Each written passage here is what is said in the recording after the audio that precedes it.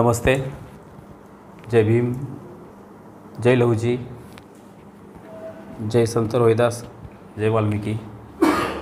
आज आपण भारतीय जनता पार्टी अनुसूचित जाती मोर्चा या पक्षाची आपण आज मीटिंग भरवलेली होती।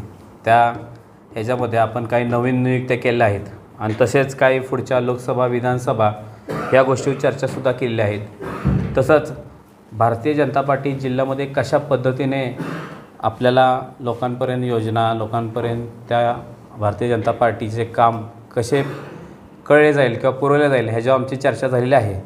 आज आपल्या भारतीय जनता पार्टीमध्ये आपण जिल्हा सरचिटणीस, जिल्हा उपाध्यक्ष, जिल्हा चिटणीस असे जे नवीन नियुक्त्या केलेल्या आहेत त्यांचं आम्ही खरं तर मनापासून स्वागत करतो।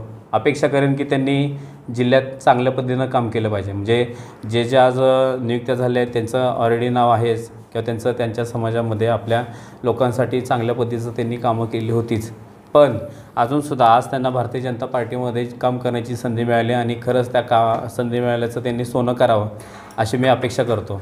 आणि पूर्णपणे भारतीय जनता पार्टी ही पूर्णपणे त्यांच्या पाठीशी आहे। आज मी भारतीय जनता पार्टी अनुसूचित जाती मोर्चाकडून त्यांचं सहर्ष स्वागत करतो आणि नवनियुक्त्यांना मनापासून अजून एकदा अभिनंदन की आपण काम कराल ह्याची मला पूर्णपणे अपेक्षा आहे आणि तुमचं काम खरोखरच सुंदर आहे।